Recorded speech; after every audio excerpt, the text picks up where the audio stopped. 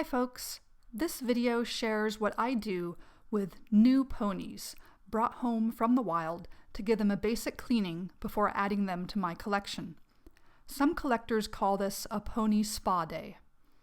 If you're not buying from another collector who has already cleaned the pony, but instead finding the pony in the wild, such as at a thrift store, yard sale, or flea market, you don't know where the pony has been, who has handled it and maybe even licked it, or what adventures it has been on. And it may have accumulated skin oils, dust, dirt, and gunk on its body and in its hair. Its hair might also be tangled and frizzy. This video will show you how I do a basic cleaning, conditioning of the hair, and also how to re-pink faded hair, along with some precautions when cleaning ponies. These techniques also work for other 80s toys made of similar materials, such as fairy tale birds. To get started, I have a dozen or so ponies that desperately need a spa day. Besides the ponies, there are a few things you'll need to do the basic cleaning and hair conditioning. You'll need ordinary dish soap and a cheap conditioner. If you plan to re-pink faded hair, you'll need dye, a container for it, and maybe a toothbrush, but more on re-pinking later. For the cleaning, I use a soft toothbrush and a wide-toothed comb. Of course, you'll also need a sink with tap water. I wear gloves to protect my hands, especially when using hot water, which is part of how I restore manes and tails. Sometimes people use a detangler or wig conditioner, but I have not used those products. With the gloves on, it's time to begin the spa day. First, I have a Generation 3 McDonald's pony who is pretty filthy and has some very matted hair. I begin by drenching her in water and squirting some dish soap on her. With my toothbrush, I give her body a scrub. There are a few considerations here. A lot of ponies are not hermetically sealed. Water can get inside their bodies and grow mildew, especially through the tail hole, although this G3 McDonald's pony does not have a tail hole. But some ponies also have a piece of metal on the base of their tail inside their bodies, and G1C ponies have metal weights inside them, both of which can rust. Some people suggest holding ponies bum down when washing them to keep water out. For all those reasons, if you can do so, I think it's a good idea to minimize water getting inside a pony. Other ponies, such as the peekaboo baby ponies, have a big vulnerability at the neck because their heads rotate, and Betty Bye-Eye baby ponies can get rust in their eyes. The talking ponies actually have a battery inside them, and if they get water inside, it can cause corrosion. So overall, washing your ponies isn't something you should do regularly. Do it well once and be done. As for damage to the outside of the body when washing, I have never seen the standard painted sort of symbol, or cutie mark, get damaged by a scrub with a toothbrush. Nor have I ever seen any damage to the eyes or blush, but do use a very soft toothbrush and be gentle anyway. Have caution when scrubbing over glittery symbols, as you could dislodge the glitter. Additionally, glitter rust is a thing. Getting glitter wet could cause it to rust and leave stains on your pony's body. Magic message ponies that have symbols which change color with heat could also be damaged by scrubbing. Those ponies are old and color change symbols have not stood the test of time, as well as the standard ones, so do be careful. Once you've scrubbed the body and gotten off as much grime as you can, and washed the mane and tail as well, rinse your pony. At this point, it doesn't really matter what temperature water you're using, although hot might clean better, but if you are scrubbing a so-soft pony, use cold water. Hot water can loosen the glue that holds on the flocking, so unless you are intending to deflock the pony, use cold water. Additionally, note that hot water will ruin curls. So if you have a pony with hair that is nicely curled and you want to keep the curls, use cold water. Now apply a generous amount of conditioner to the mane and tail and work it in. Then Set the pony aside and let the conditioner sit in the hair for at least a few minutes. I start cleaning additional ponies while others are sitting with conditioner in. This particular pony's hair looks like it's a real mess. Sometimes hair can get so matted and dry that it's difficult to save, but don't assume that the only solution will be a buzz cut. Often, hair that is tangled and frizzy can be salvaged or at least dramatically improved. I'll show you a couple ways I have found to do that. Moving on to a G1 pony. This is the kind that could get water inside it, and in fact this pony does seem like she might already have some tail rust.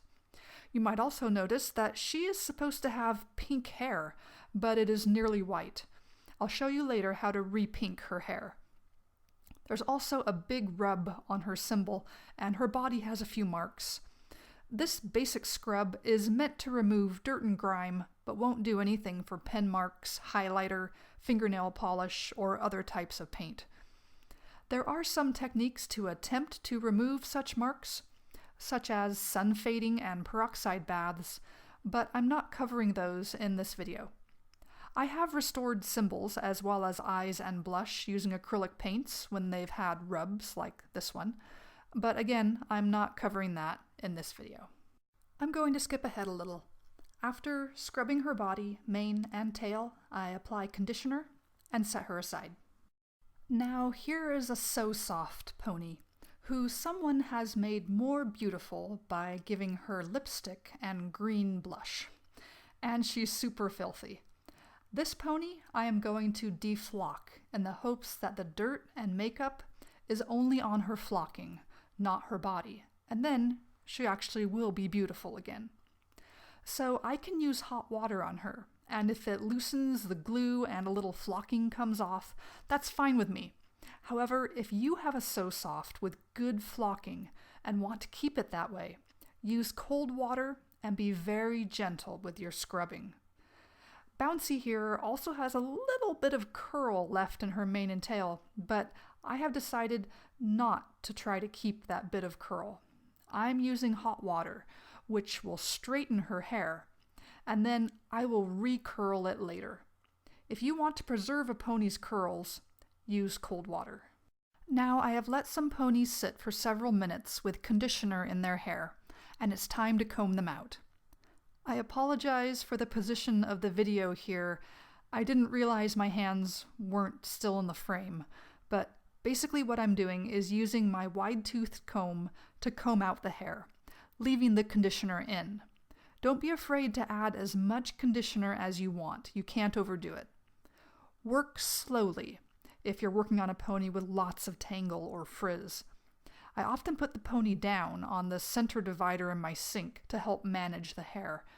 Sometimes I need to slowly tease out the tangles, almost strand by strand, though obviously this particular pony doesn't have anything major to deal with.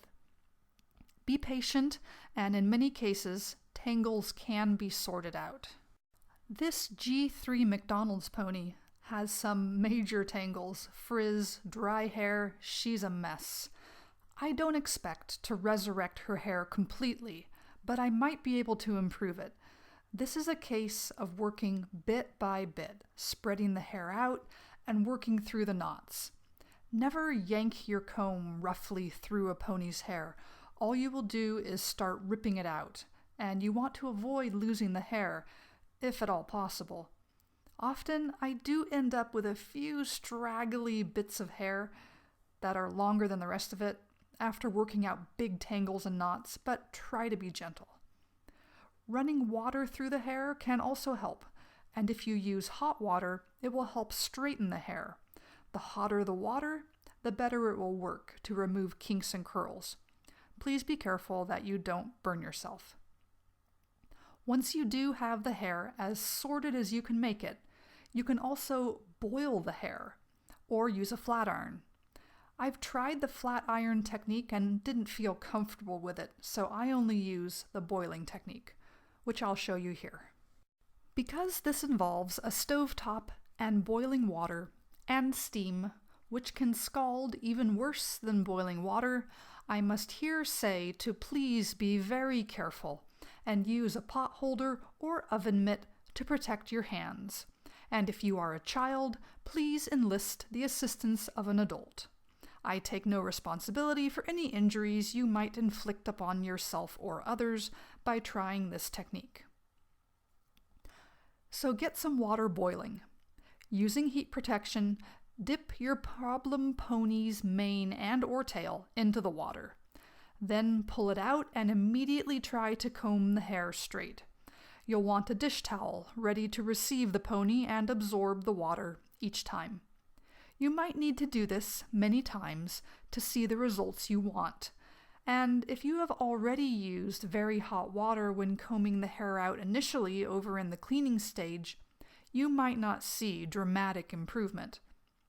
The boiling water will also strip any conditioner residue, which might make the hair feel more brittle, so you may want to condition it again after trying the boiling. If you intend to re-curl the hair, do it now while the hair is hot. You can also do recurling immediately after conditioning and combing it out over the sink if you're using hot water. Wrap the hot hair around a pencil, a human-sized curler, plastic straws, or anything cylindrical, and leave it to sit until the hair is cool and dry, possibly overnight. Some people will also just wrap the hair around the pony itself, such as wrapping the tail around a hind limb or the mane around the neck, to give a pony with ordinarily straight hair just a little bit more curl and curve to the shape of the hair once it cools and dries. One more thing I want to show you, as promised, is one way to re-pink hair. Some pink hair from the 80s was very prone to fading. If you have a pony with white or off-white hair, it might have once been pink. I like to restore pink hair by dyeing it, and it's rather easy. I use RIT dye, the color petal pink.